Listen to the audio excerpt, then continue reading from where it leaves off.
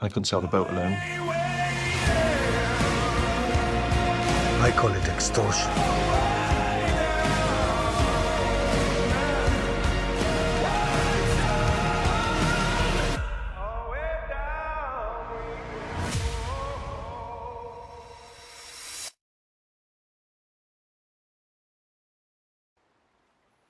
En même temps, Carole, elle est partie dans un bar à tapas, là. Hein.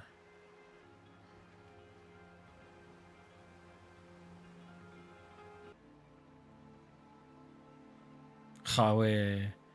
Ça se galoche, hein.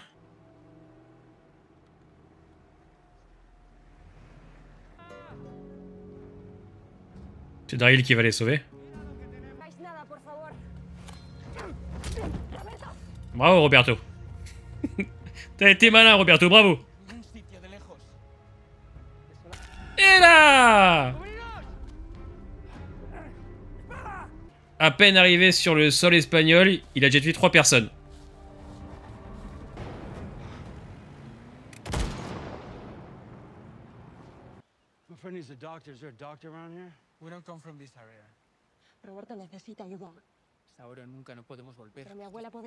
Regardez le cadavre derrière, qui est couché contre son rocher là.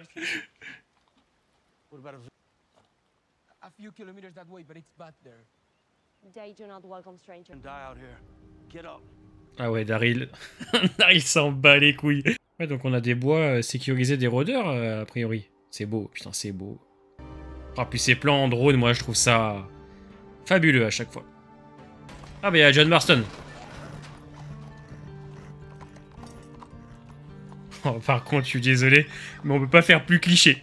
On peut pas faire plus cliché. Non mais ça va être un western spaghetti façon Walking Dead.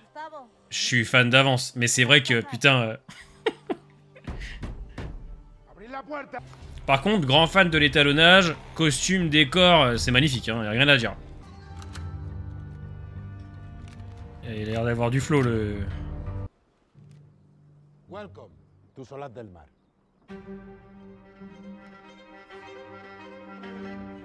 J'aime bien ce début de saison, j'aime bien. Le jeu espagnol va être aussi très particulier, hein. Pour ceux qui n'ont pas l'habitude, très théâtral, hein.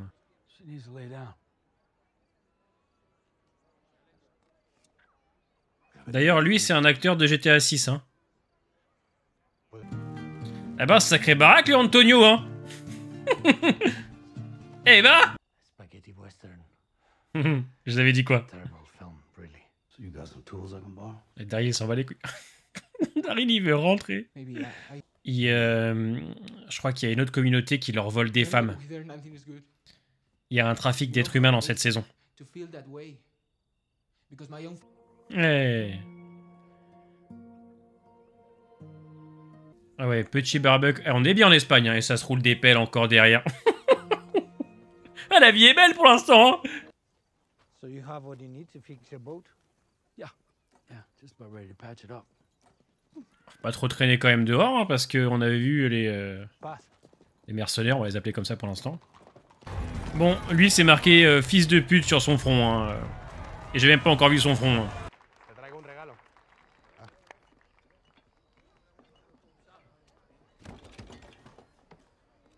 Ah ouais.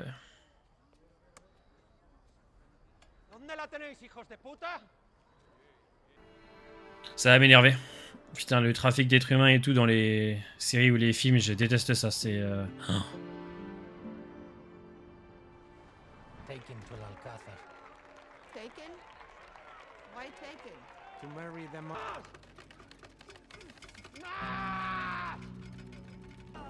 Ah, ils les achètent avec des armes, de la bouffe et de quoi survivre en fait. Ok. Roberto's upset. He wants to run away again. Oui, mais vous allez vous emmêler les frérots. On le sait. On le sait et ça va partir en couille.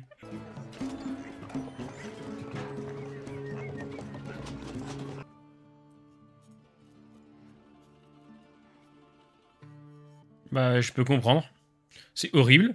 Et personne s'inquiète pour l'instant à part les femmes. Bon, on a vu que d'autres hommes n'étaient pas d'accord avec ce qui se passait.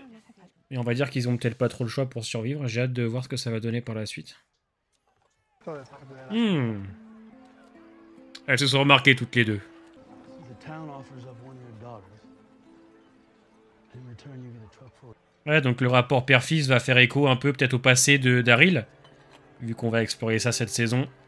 Écoutez, pour l'instant, je trouve que c'est un début intéressant, c'est calme, c'est posé, mais voilà, faut mettre en place les nouveaux enjeux, les nouveaux personnages. Je préfère que ça prenne son temps et que ça monte crescendo. El más rápido determinará quién será la elegida. Will determine who will be chosen. C'est elle qui va être choisie et Daryl Dixon va aller la chercher. Peut-être c'est peut-être un petit peu téléphoné, mais... Alba Guerrero. Rappelez-moi de pas écrire de scénario. Ah bah si, j'en ai écrit un déjà. C'est vachement rassurant. Ça me met mal à l'aise. Parce que tu sais, tu te projettes. Tu t'imagines si c'est ta fille, si c'est ta femme, ta sœur, ta meilleure pote. C'est horrible. Je trouve que c'est horrible. Ça va pas me plaire. L'ambiance est super. Christine and Roberto Tusquet. Ah, c'est pas ce qu'il a fait, ok. Married for weeks so nobody would know. Ah, qu'elle se connaissait déjà. J'aurais dû me douter. J'ai 0 sur 20 depuis le début de l'épisode. Porque no ha sido fácil, Ouais. Oui. pero yo nunca. Ah bah oui, mais bon, vous êtes pas malin aussi. Excusez-moi quand même de... C'est une grande communauté par contre, hein. Maybe this time we'll try a blimp. But some of your traditions Oula. are a Ah, Carole, les pieds dans le plat, s'en bat les couilles. Mi Alba.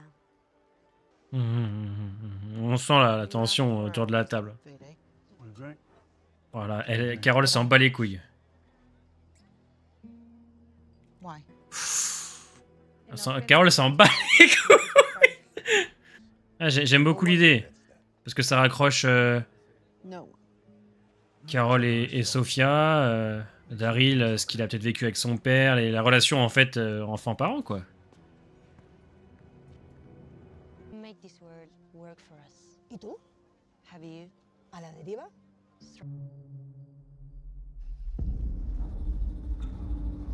Ah putain. La quema. Ça peut faire écho aussi au passé de Carole avec Sophia. Quoi. Just a moment later, Spain implode. Yet to be our own.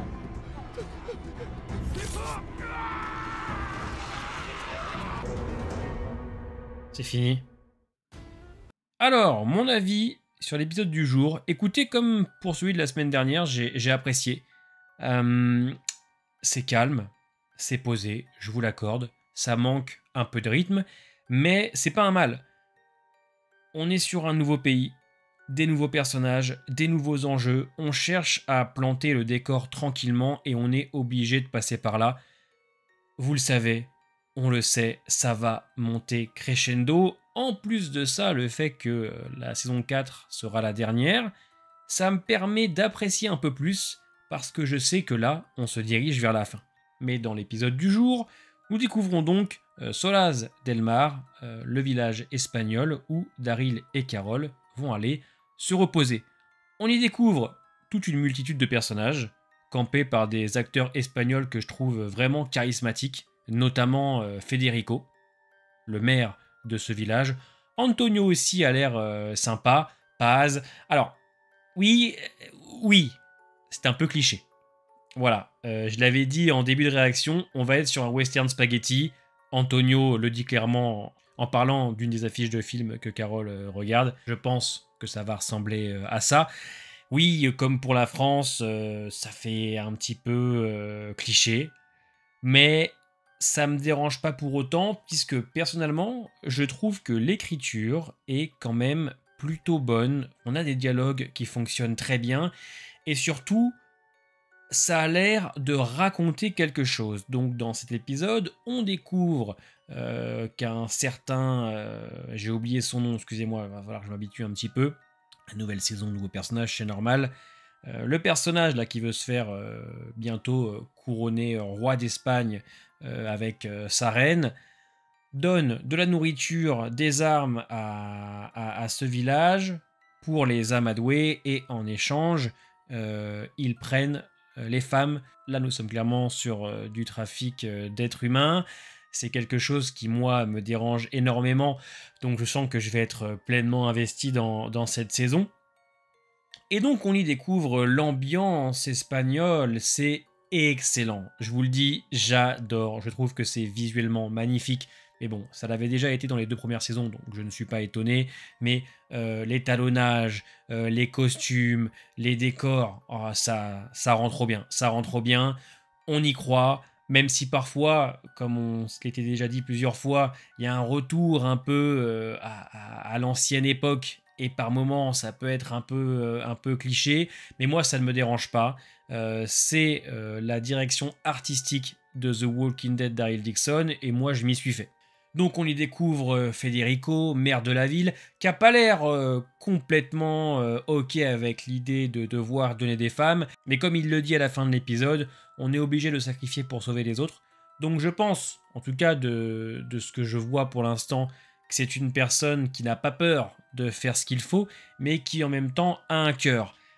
On va avoir Carol dans l'épisode qui, elle, n'est pas du tout en accord avec cette idée, a du mal à comprendre les coutumes, et on voit dans l'épisode une jeune fille qui va donc être emmenée. Ça permet un peu de faire écho à Carol et Sophia, puisque bien évidemment que Carol s'imagine à la place de cette mère qui va perdre son enfant et comprend totalement la situation, comprend totalement le désespoir de la maman, et Carol n'a pas peur de dire les choses à la fin de l'épisode, même si elle se fait un petit peu remonter les bretelles par une dame un peu plus âgée qui lui fait comprendre qu'elle n'est qu'une invitée et qu'elle n'a rien à dire sur ce qui se passe dans ce village. Daryl, qui lui peut comprendre le rapport qu'a Antonio et son fils, oui, puisque le fils d'Antonio avait cherché à faire sortir Justina, je crois, du village pour éviter qu'elle ne soit emmenée par ce groupe qui veut élire le futur roi d'Espagne. Donc voilà, nos personnages arrivent à se mélanger aux Espagnols, puisqu'ils comprennent ce qui se passe dans ce village et arrivent à s'y investir pleinement. Alors oui, on sait pertinemment que Daryl et Carol feront en sorte de pouvoir aider ce village. Le côté un peu je m'en foutiste de Daryl, qui préfère s'occuper de son bateau que des problèmes qu'il y a à Solas del Mar. Bon, je peux comprendre l'idée, c'est-à-dire que là, on ressent quand même la fatigue pour Daryl et Carol. Là, pour moi, il y a un trop-plein. Ils en ont marre, ils veulent rentrer, mais ce sont nos héros, et ils vont faire en sorte de pouvoir aider ce village. N'appuyons pas trop dessus quand même, puisqu'on sait pertinemment qu'ils repartent dans 2 saisons, donc voilà, le côté Daryl, non, moi je rentre, c'est pas mon problème, arrête un peu, ça fait 15 ans que t'aides autrui, ils ne vont jamais abandonner la veuve et l'orphelin, donc là-dessus, par moment, certains échanges auxquels j'y crois pas, mais sinon le reste, j'ai vraiment apprécié, je trouve que les acteurs espagnols ont de la gueule, les décors sont superbes, il y a du figurant, la photo, tout aussi incroyable, et la manière dont tout est construit pour l'instant, on a envie d'en voir plus. Par rapport à l'épisode 2 de la première saison, où Daryl va chez les enfants et après se bat contre un mec qui avait créé un espèce de fort là, dans une situation un peu loufoque, je vous cache pas que je me sens un peu plus investi avec l'Espagne, peut-être parce que j'ai accepté ce qu'était Daryl Dixon. Et je pense qu'il y a aussi le côté découverte de ce nouveau pays, ces nouvelles coutumes, ces nouveaux personnages, ces nouveaux enjeux. Donc oui, on a envie d'en savoir plus. Maintenant, je peux comprendre qu'après 15 ans, il y a une redondance. C'est Daryl et Carol qui vont se retrouver encore au milieu d'un conflit, qui vont aider les autres, mais voilà, ça me dérange pas. Je prends aussi maintenant The Walking Dead comme du contenu popcorn où je me pose devant et je m'éclate avec des nouveaux personnages et avec un duo que j'apprécie depuis tant d'années. Mais ouais, pour un début de saison où on pouvait avoir peur à cause d'une saison 2 très facile, parfois un peu incohérente et pas toujours intéressante en termes d'histoire, je ne dis pas que cette histoire-là en Espagne sera mieux, mais je sais pas pourquoi, j'y crois un peu plus. peut-être parce qu'on reste sur quelque chose de plus classique que Laurent, les sœurs, qui ne peut pas être contaminé par le virus. Peut-être qu'on était un petit peu allé trop loin et par moments le côté un peu trop extravagant de cette histoire ne fonctionnait pas puisqu'on savait pertinemment que ça n'arriverait jamais. Là, on est sur quelque chose de plus terre-à-terre, sur quelque chose de dur, puisque moi, c'est vrai que le trafic d'êtres humains, j'ai beaucoup de mal avec ça. J'aime pas trop les films et les séries qui en parlent, puisque ça me met très mal à l'aise. Là, effectivement, j'aurais bien aimé enchaîner les épisodes, mais ce n'est pas le cas, ce n'est pas possible. Donc on se retrouvera pour l'épisode 3 la semaine prochaine. Et ce soir, on fait un live quand même pour parler un petit peu des 2 premiers. Je ne l'ai pas fait la semaine dernière parce que je voulais attendre le deuxième, qu'on entre un petit peu plus dans le vif du sujet pour pouvoir débattre avec vous. Donc ce soir 21h en stream sur la chaîne pour en parler. Dites-moi en commentaire ce que vous avez pensé de cet épisode. Et puis on se retrouve la semaine prochaine ou ce soir pour certains pour parler de la suite.